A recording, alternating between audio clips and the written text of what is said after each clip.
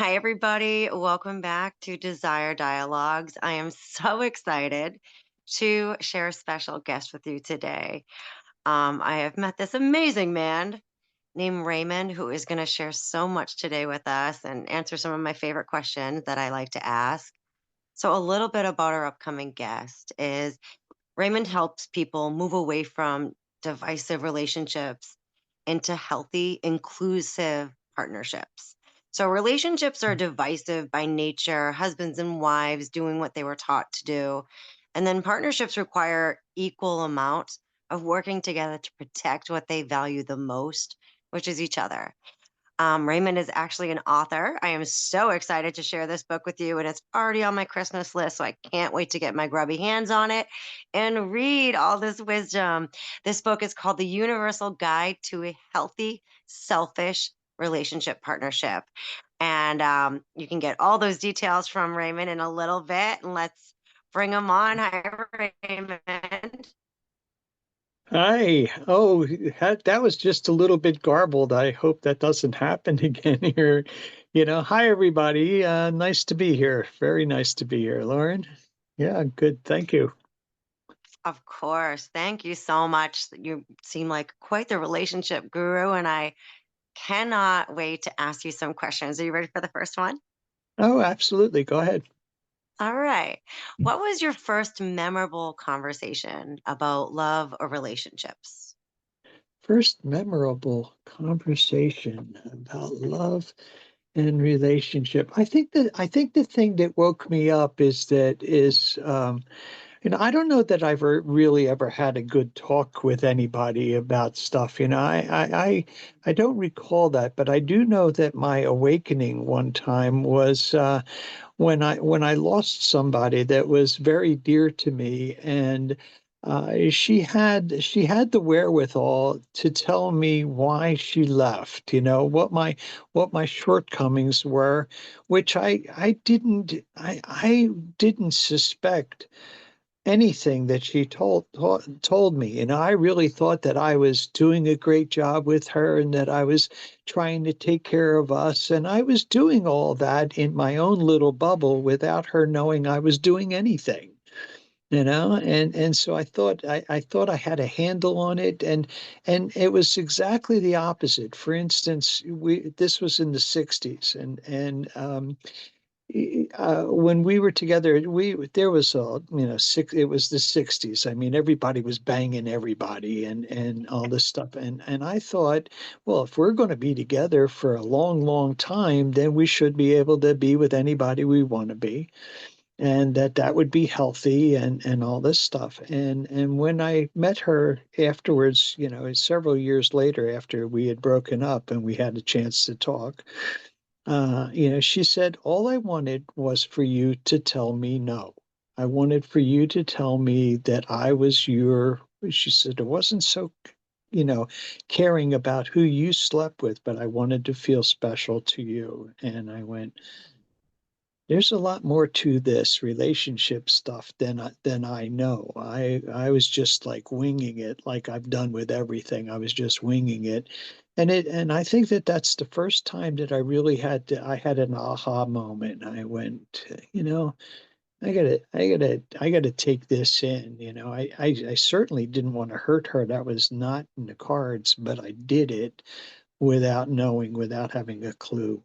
And that's a big part of the book right now, is that recognition that the things that we're taught about relationships and about caring for ourselves is things that other people have handed us, and we never really questioned it because of maybe their position, maybe their, my parents, and all that kind of stuff. They didn't give me information that intentionally that was wrong, but in retrospect, a lot of it didn't fit. A lot of it was very wrong.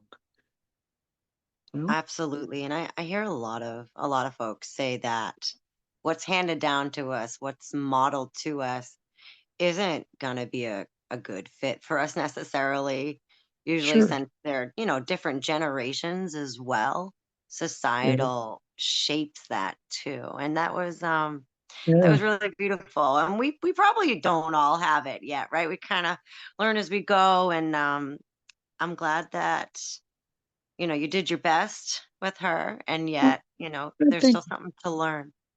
I think the biggest thing that I can tell anybody out there is question everything, just recognize that the likelihood is if you know it right now, you probably didn't learn it yourself. You probably didn't analyze it yourself and find out if it really fits you.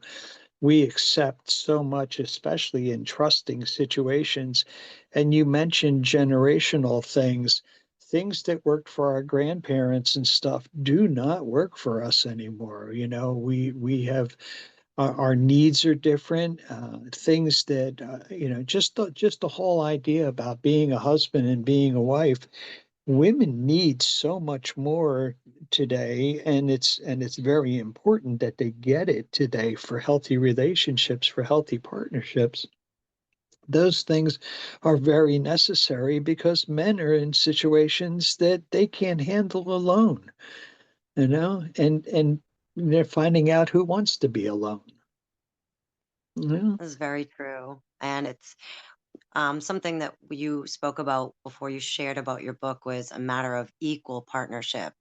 And yeah, women do need more things nowadays, as they most likely have a full-time job as well. So that equalness, equal give and take regarding maybe the household or the family, it's really important to be able to support their needs. sure. And with women too, you don't have to split something 50-50. What you do need to do is recognize that as a woman, she may be able to do many more things. She's going to be a lot smarter, a lot more, be able to handle four or five things at one moment, and the kids in the house and whatever she wants to do. The equality comes in the respect that she gets for doing it, the backing that she gets for the recognition that she gets for doing all this kind of stuff. It's great to be able to do that, but if you don't feel like you're being appreciated, then you're going to feel like you're being used, and that doesn't help anybody. It really doesn't, and you're definitely right. That's a very big point, and something I know a lot of my clients struggle with. They do so much, and yet they feel so underappreciated. So, Yeah, I think one of the easy things that came to me, I've been teaching partnership for years now. Once I moved away from relationships, and I've been doing this partnership thing, and the thing that became so obvious was the feeling of being alone, and how people could be sitting there together and feeling alone. Really not having any kind of connection, and wondering what's going on. We're taught terrible things about each other. I mean, especially in regards to women, and everybody along the line buys the bullshit about women that is it's terrible. Women are crazy. Women never let anything go. They bring things up over and over again. Well, if you really look at why they do that, why they do those kinds of things, what we think is crazy are actually superpowers. They're really what needs to be answered and needs to be addressed in order for us to have good connections with one another. I mean, that's really what they want. I think that if I could say, as a whole, what do women want? Women want to be loved. You know, everybody wants to be loved. And then after that, there's all the other stuff that comes along with it. So if you know that women want to be loved, then you can say, well, the way that she's acting, where in that action are we going to find that need for connectivity, that need to be, to have somebody to feel appreciated, all that kind of stuff. It's always there. Yeah, it's always there absolutely, somewhere. Yeah. What it else you is. got? What else you got? How about we got next question? In your opinion, what's the secret to maintaining passion in a long-term relationship or partnership? To maintaining passion. Um, well, I think a bunch of it has to do with recognizing. I think the thing that people need to do is that to make a list of what it is that you value in another person. And that this works, it's very powerful in a bunch of different ways. Now, in therapy, they'll tell you to make a list and then to share it with the other person so they know how you care. I don't tell them to do that. I say Okay. make a list for yourself. This is who I'm with. As best as I can tell, this is who I'm with. And am I willing to risk losing this? Am I what do I need to, to make sure that this is something that she's cared for? Um, and the list can be anything. My list, I've been with my honey now for 28 years. And Wonderful. my list, because I'm a guy, starts out with she's got great legs, you know. Right? So, am I willing to let her feel like I'm not attracted to her, that I don't care about her, that that she's, like no big deal. I've had that, so who cares? I do that and I lose. And I recognize I lose it because I have the list. You know, so I look at the list and I recognize that something. I mean, I'm with this woman because of this list, because of all these things that are important to me that she has, and all I need to do is apply myself in different ways to that list. I have to I have to recognize that her needs, all this kind of stuff. And what happens as far as passion is concerned, is that when I'm regularly looking at those things showing me that this is what I'm putting at risk, I'm also being reminded of who it is that I have. And that's where the passion's going to come from. You know, I really do care about this woman. I really have to make sure that she feels loved, that she feels cared for. If I don't, I will lose her. If I don't, there'll be, even if she stays, I'm losing everything that she can give. So, the passion comes along with recognition of who it is and what it is that you're dealing with. There's a lot of stuff that goes on right now because of the way people in general are portrayed in shows and and videos and stuff like that. We don't really get to see normal people all that often. So these ideas about beauty are definitely tainted by what it is that we see. And you could very easily fall into the trap of saying, well, look at what she looks like and you look like this and this type of thing. Does that benefit you? Well, if you think that you can go out there, if you can, dump this woman that is there for you, that cares for you, that wants to spend her life, that wants to have your children. If you want to take that chance and everything that you might be able to date Margot Robbie, go ahead.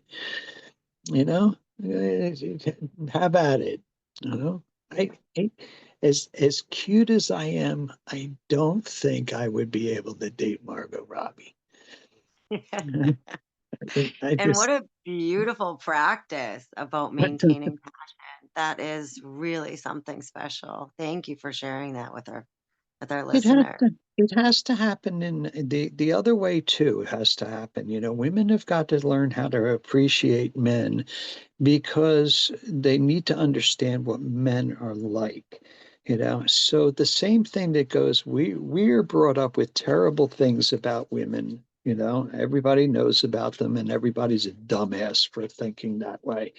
But women have the same issue. Women are not taught that women think it's an excuse that men are the way they are, but men are the way they are, and you have to accept that kind of thing. Men are not going, they're not complicated. They're not, you can't be the kind of person that sets up a man so that every time you walk in a room, the first thing he does when he looks at you is says, "Oh shit. Oh shit, here it comes." And whether you do it or not, whether it is a no shit moment or not, you don't want to put a man in a place where he's saying that constantly, where he's like worried about, here's somebody that I really love, here's somebody that I really care about and everything. And every time she walks in a room, it shakes me to my core because I do not know what she's going to do to me. And she's going to bring up something, and all this kind of stuff is going to happen, and so clearing the air in all these situations is very, very important. Do your people, the people that watch your show, do they have, a lot of them have kids and all that? I could say about 60% Yeah. may. Yeah. This is something that I've been dealing with for a while now, because it is such an important thing, is that women were taught from birth. A little girl is born and she's handed a dolly, and so Yeah. she's going to be a mother. And women are taught that they need to prioritize that child. That's going to be the single most important thing in their life.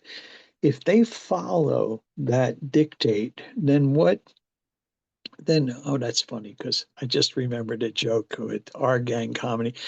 Uh,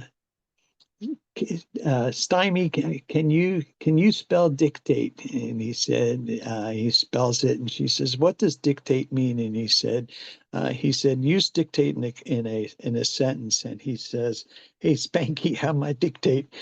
You know.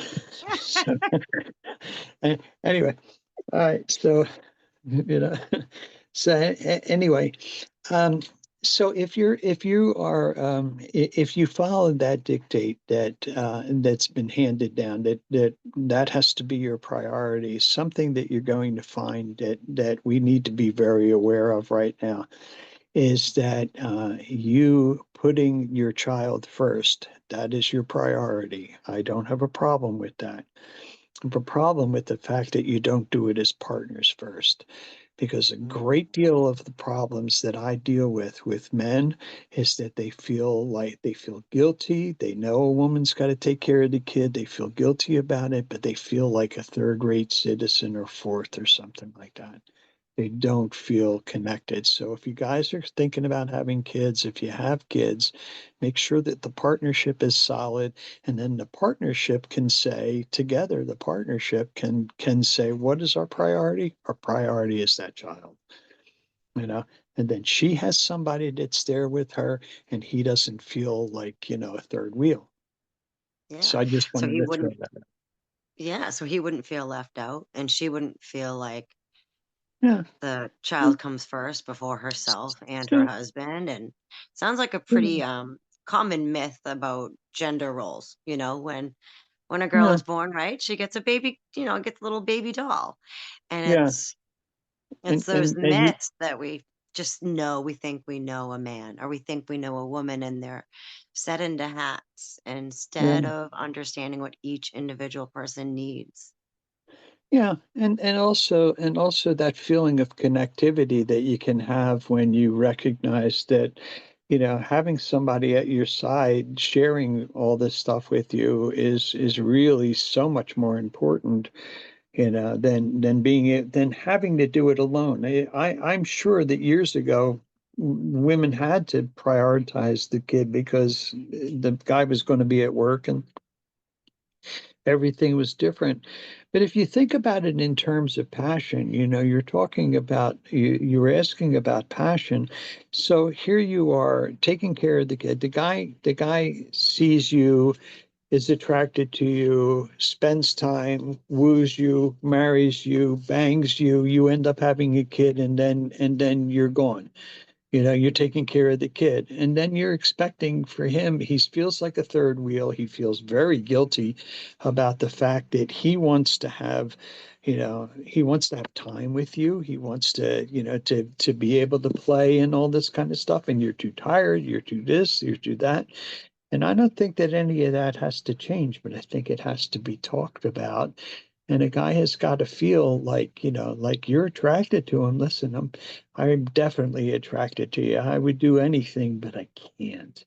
I really can't. And just to give a guy, that kind of attention, you're going to find that he's going to be a whole lot more passionate. You're putting him in a place, other than that, you're putting him in a place of like, wait a minute, and now you want to have sex? What the hell is this? And guys always will, but it's not the same. It's not the same. It wouldn't bring all of it with them, that feeling of Yeah. appreciation. So you Yeah. did answer something that was in my next question. Oh, What okay. What role was does your next? and so my next question was about communication, which we were just chatting about. That, like, how does that really good communication, how does that play out Okay. in a healthy sex life? Well, communication itself, there's a couple words that I really take issue with, and communication is one of them.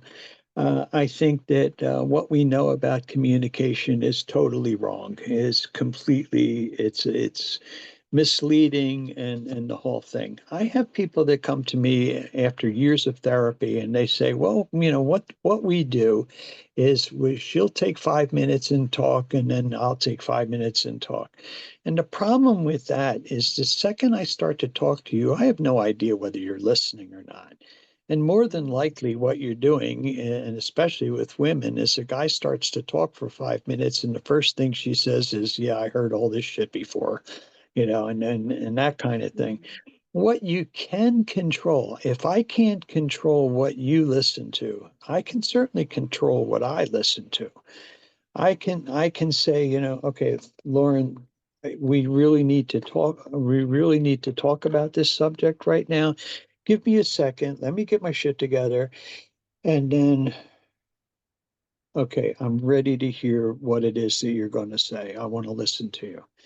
When I really set out to listen to you, then I can do something about what information you give me. If you walk into a room and say, "I want to talk to you," and and then you start talking to it, you're going to shut a person down. They probably weren't ready to talk. You didn't give them any respect. You just start to talk at them. It doesn't work. It doesn't work. It doesn't. So the Very idea, true. that's the big one. That is something that I have to do with everybody. I do sessions all the time, and I do individual and I do couple sessions. I do individual sessions to help people get ready to be partners. They need that. They need to wipe away a lot of the stuff that they've been taught, that deprogramming of sorts, and then we can start to build partnerships and do all that kind of stuff, with that intention of teaching people how should you communicate. How do you communicate? And it's not simple. It's not saying it once. It's recognizing that, something, we tried to communicate this time. How did you do? Well, I listened to you for a little while. We'll practice it. We'll Yeah. practice listening to each other, because if we want to be happy, which is the root of everything I teach, if you want to be happy, I can teach you how. If you want to be happy, I can teach you about listening. Don't expect to listen first time. You have spent your entire life talking and thinking that that was the way. I tell you one time that you're supposed to listen, you try to do it, but you're not going to do it well. You got to practice it. And the other thing is trust. And Mm. trust is a huge one. You broke my trust. And I don't know if you've noticed, but I'm quite straightforward about all this kind of stuff. I don't pull a lot of punches. I'm very manipulative. I'm really sneaky, and I am very direct. And I will say to somebody, "He broke your trust. Well, that was stupid to trust him. What the hell did Mm, you trust him for?" And I always get that shocked look. What do you mean, why did I trust him? Well, you trusted for your own comfort. That's what you trusted for.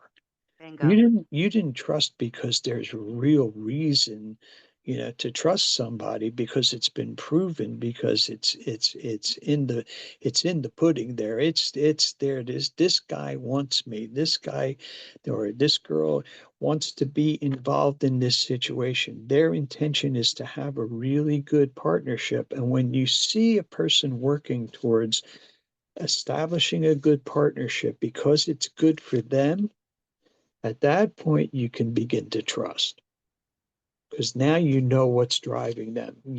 Doesn't mean that they're going to do it right. It means that they want to. And that, There's a big difference. but that big difference gives you carte blanche to helping each other become that partner that they want to be.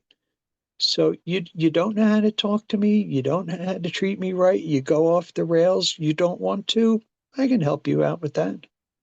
And I can show people plenty of ways, plenty of tools to do that. If you know there's a pattern that somebody is likely to go into because of a trigger, all you need to do is stop it. All you need to do is say, okay, listen, before you go any further, tell me you love me. Yeah. You know? And a person goes, yeah, I love you. It changes the whole dynamic. If you're going to Sure. be abusive to me right now, tell me how this is going to help us out, and then I'll consider letting you abuse me, you know? But if it doesn't make sense, then we're not going to do it. Very true. I want to It's a circle back to when you Yeah. said about communicating. Our whole lives, we've been taught to talk. Yeah. We're told to listen, but that Mm. listening is the skill. And Mhm. also, instead of just barging in, like, "Hey, we're going to talk about this right now." I love so much inviting your partner into a conversation. Uh-huh. I would like to speak about this. Would you have some time now or later today? And it really gets you, gives you some time to get your shit together, to show up fully able to listen. Yeah. See, those kinds of things, you need to set that up. You need to talk about the fact that the reason that we're going to do this is because we want to be partners. If you want to be happy and you want to be a partner, then there's going to be a lot of changes that we need to lay them out. We need to address them. You can say to somebody, you can be with somebody in a partnership, and you can say, okay, we're going to try. I know that you want to communicate. You've said you wanted to communicate, but you seem to be having a lot of trouble communicating. Okay. The other person would say, yeah, I know. I don't know why this is. Okay. So we're going to look at that. We're going to go, what is stopping you from communicating? Now, that could be anything. That could be from my generation, children are seen and not heard. There could be somebody in a really important moment, a very vulnerable moment, saying to you, oh, you're stupid. You don't know what you're talking about, and you buy it. You buy it, and you Oh, I go, yeah, I'm buy it. stupid. Yep. Yeah. So you would try to address as much as that as possible, make a safe space for somebody to talk about these things, and you'll see how a person who has a really deep problem in communicating, you see how much easier it is for them to communicate at that point. Because there's Yeah, that's mm, always stuff that affects us that stops us from doing the things that we really want to do. Figure those out, change those things, and you'll see how the other things that you want are going to change. yeah, they can fall into place. But when we Yeah. have all these pre-programming on how to communicate, what communication is supposed to be like, how you Yeah. show up to communicate. It is all pre-wiring. It's how we're raised and what was Yeah. modeled to us. So, Well, mm, I think my experience is that up until the point where I started to really delve into the idea about partnership. Now, let me tell you that I've never read a single word about partnership anywhere. Not a bit of it. I've never seen anybody talk about this kind of thing. 100% of what I have is as a result of channeling and getting this information that way. So when I'm so up until the time that I was ready to start to talk about partnership, I never had anybody come to me that was younger than maybe, say, 35 years old. Really trashed, really a lot of problems, a lot of bad experiences. I used to tell people my job was pulling the gun out of people's mouths. And then when I started to get, this was the wake up part, I started to get I was ready to start to deal with this partnership. I mean, just completely understood that relationships were done.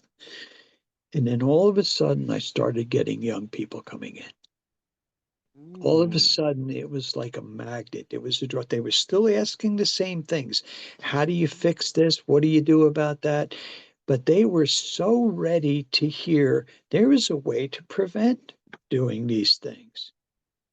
This at the equality. So if you set this up on a scale, you have me here, and I say I want to be happy. So what's going to make me happy? A partnership is going to make me happy. I want an equal in my life. I want to share my life with somebody. So here is you. And you're saying the same thing. So the partnership is the most important thing. The second most important thing is my happiness. The reason I'm going to do this is to be happy. And the third part of this thing is you.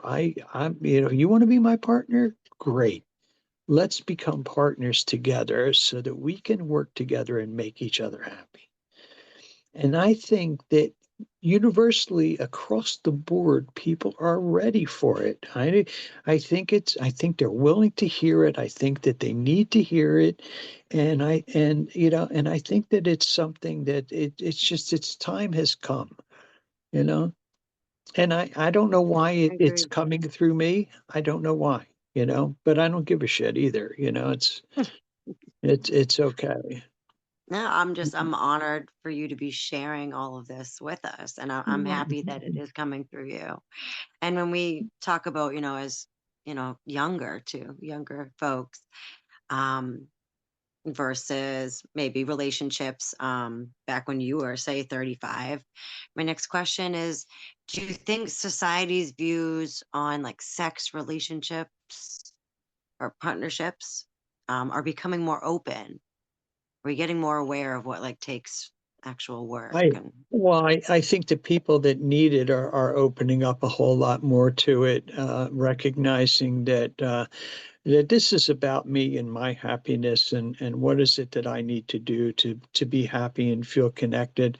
I think that there's a really big pushback, as far as society is, as far as sex and connectivity and all these things are uh, in politics and in religion and all this kind of stuff are getting a lot of big kickback right now. yeah, I think it's going to be really difficult, especially in trans situations and LGBTQ, and those areas. They're going to get an awful lot of kickback because they are getting stronger, and because a great deal of people are recognizing that something, you want to love somebody, go ahead and love them. Who gives a shit? That's a whole lot better than hating somebody, but it's going to cause an awful lot of kickback. You see all this stuff going on about people with alternative lifestyles.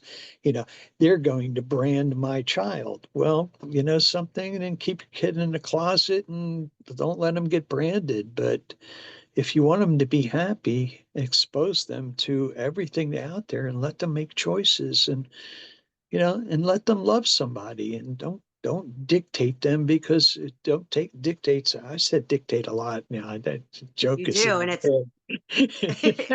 it's a powerful word, and it's really Yeah, meaningful to what we're chatting about, and and it's that is funny beautiful. too. And that's I love that you say expose them to everything. And Yeah, if you want them to be happy, like, they can't know what they don't know, and you just give you them a know, better chance, show them everything. They can choose what will make them happy. That's I beautiful. think, and I think it's really important to do that. But in order to do that, you have to recognize your own insecurities and what's happening with you. There's an awful lot of people out there that every step they take is taken in fear. And if you feel that way, then it's going to be difficult to trust your kids to do anything other than what it is that you have. But it's going to permeate things. I get people say, well, look at the way things are. Do you expect the world to change right now? And I said, well, and not this right now, but some right now, yes, I do, and I think it's going. It may, if it takes a couple thousand years, who cares? You can live this life. I can live this life. We can show it to other people. We can draw other people in, and that's how it starts to work exponentially. I do get people that they kick back with the partnership thing. It doesn't happen often, but they do, and then they come back. They can't unhear it. Yeah, You can't unhear it, and because and mostly the people that do that mostly are doing it from some kind of religious slant that men are supposed to be. I don't know what the hell they think. Who cares? But when they give it a try, and when equality is an intention, when equality is an intention, just that intention alone changes an awful lot of stuff. absolutely. No, You know, people absolutely. Oh, people I say hear all the you. time, and people talk all the time about, actions speak louder than words, and perhaps in some situations, but I think that the most empowering thing is intention, not actions. My intention is to have a good life. My intention is to be happy. My intention is to care for you. I may not know how to do it, but that doesn't mean that I don't want to. I Wow, want that's I want beautiful. that. And that doesn't change. Your intention is the most powerful thing that you can have inside a relationship, building that and helping somebody understand that that's my intention is I don't want to hurt you. I may do it occasionally, but that's not what I want to do. I want to Yeah. love you.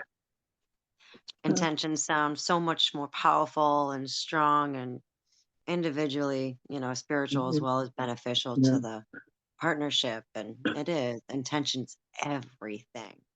Yeah. All right, you ready for the next question? Oh yeah, sure. All Do you have right. time? We good? Yeah, we have 42 minutes. I got two questions left. Does that work for you? Yeah, sure. No, I'm fine. I was just concerned about you. Yeah, I'm good. We should be good. All right, fantastic. So, what was sex ed like when you grow up? When you grew up, how was that? It was non-existent. It was absolutely non-existent. The first thing that ever happened to me was I was in show business at 9 years old. It didn't happen. I did opera in the beginning. I was the youngest person ever to sing for the Lyric Opera Company. I did La Boheme when I was 9. I did Lohengrin when I was 11, and all that kind of stuff was very straight laced and everything.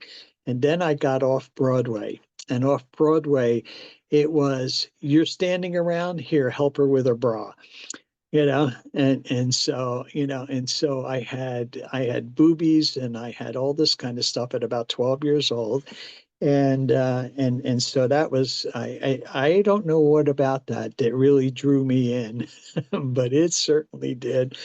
I was and then the so I did a stint in Atlantic City at the Old Globe Theater, and my sponsor, you because I was a little boy, my sponsor had to be somebody who was an adult, and my sponsor was a woman named White Fury and her twin 44s. So yeah, she used to do get one boob spinning that way and the other boob spinning that way and stuff like that. And then Woo! I was the one right after her. So that was it. Um, so sex was just about, you just found somebody, and I never really learned anything outside of experimenting with a bunch of wonderful women. Sex in the 60s was great because it was so many people involved in it, and there was a lot of, there was a bunch of orgies and things like that, and it was about freedom, being free. It was about doing a bunch of LSD and everybody having a big party and things like that. And yeah, so I mean, and then you learn from people that way. I did have occasions. I was a road musician for a while, and so I managed to sleep with a lot of different women, and mostly because I was always very young. I had an ABC card when I was 16 years old. You were supposed to be 18 to get one, and so I faked that, and so I'm playing in bars, and I'm the lead singer of this band, and I always thought that the women wanted to bang me, but they wanted to bang the lead singer of the band, which was always good for me. So I really had a lot of sex and various kinds of things, all kinds of stuff that was happening to me, some of it was, BDSM kinds of stuff like that I would, and it was fun. It was fun. I, when I started, when I started to care about somebody, it took a different slant, it was just something about being with somebody that was sort of special. And I don't think that, of course, I don't know because it's my experience, but I don't think that without the experience of just having sex, would I have appreciated making love, you know? Bingo. Yeah, Mm. I think that was very important for me, and or loving somebody, and if it culminates into sex, like being able to touch and hold somebody, or looking at somebody and letting them know that you're looking at them, and how beautiful they are, and that appreciation. I believe that that's sex as well. It's just not like intercourse or oral stuff. You know I hear you. Wow, that does sound like freedom. And it does yeah. sound like hands-on real life education, and uh, finding that having sex with many can highlight truly the love you may have for one when you do find that mhm. person and somebody that you want Well, to be with and appreciate. I also think it's important for people that have when young people come to me and they're trying to figure out how to find somebody. I think that the worst thing that they do is that they'll meet someone, and then they try and find out whether that person likes them. And if the Mm. person likes them, it's especially with guys, if a person likes them, then they happen to be the one for them because they like them, and they're going to get laid and all that stuff. I Yes. think that, yeah, and people make terrible mistakes that way. And I always tell young people that are not in relationships, don't get in one yet. Have a good time. Find out if you're with somebody, find out if you like them before you give a damn whether they like you or not. they'll be around and stuff. If you like them and you're treating them well, they'll be around. You don't have to worry about that. But don't end up with them because they like you. That's a terrible thing to do. But if you do that, before you do that, what you want to do is live life as much as you can. And that doesn't mean just go out there and have sex with everybody. You can if you want to, but travel and try different jobs and learn as much as you possibly can. Go to see seminars, see bands, bang anybody you want to. And when somebody comes up that you can't avoid the fact that they're taking you away from this, there's something's really going on here. You know, it's almost like you you're here. What are you doing? You want me? You want to be with me? Why do you want to be with me? What does this mean? What's going on here? You learn all about that kind of stuff, and then you have a much better chance of finding somebody that is a good match for you. You know, Absolutely. people talk about soulmates and everything, and I think that's total bullshit. I think that is completely it's nonsense. I think that you make a soulmate. If I you know agree how, completely. yeah. And then anybody can be that if they want to be your partner, you want them to be your partner, you make them the best partner that you can have. You know? There you go. That is beautiful. I do. I agree with you. That was another concept I was going to bring up, but I left it. I was going to ask you how Uh, you felt about the one in soulmate. So I love that that was trickled in there.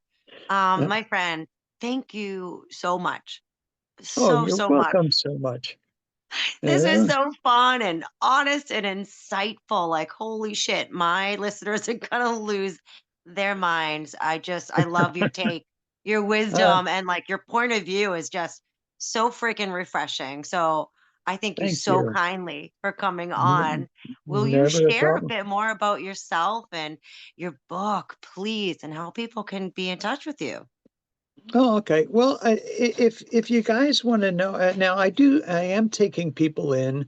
I'm still doing sessions, and I'm glad to do sessions and stuff. And if you're interested, I've got to read this because I can, I'm good at some things and other things. Yeah. So if you are interested in doing some sessions with me or asking me any questions at all, you could reach me at ray dot innerpower at gmail.com. You can go to my website and check me out, innerpowerinsights.com. That's innerpowerinsights.com. And you can get the book, a little copy of the book. Let's see there.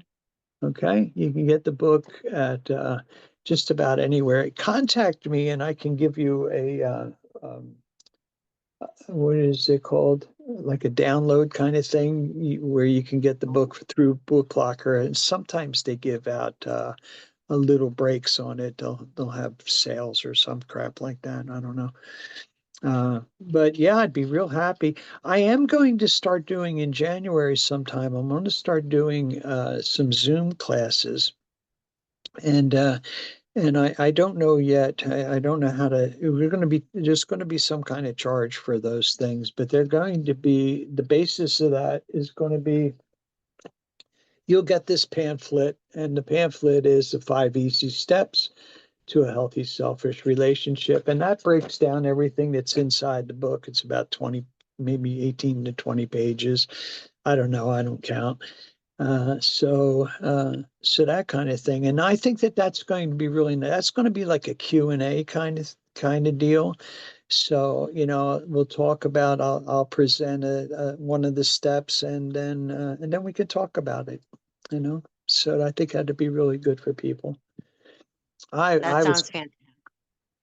I was told that I'm supposed to expand my grasp on my reach with this information. So, you know, there you go. I'm trying. And I appreciate you trying. I'm so happy Yeah. you did. And I hope my audience appreciates what you've Okay. shared today because I think it is absolutely invaluable. Can't put a price on this. If you got a Thank you Zoom class, so honey, I am in. I will be Thank you. following. You have your new biggest fan, my friend. So thank you so kindly. Everybody stay in touch and stay in tune for some serious insight on healthy partnerships. My goodness. Thank you, friend, so much for your time, and I hope we Well, can and talk thank soon. you. Thank you so much too. Bye now. Bye now.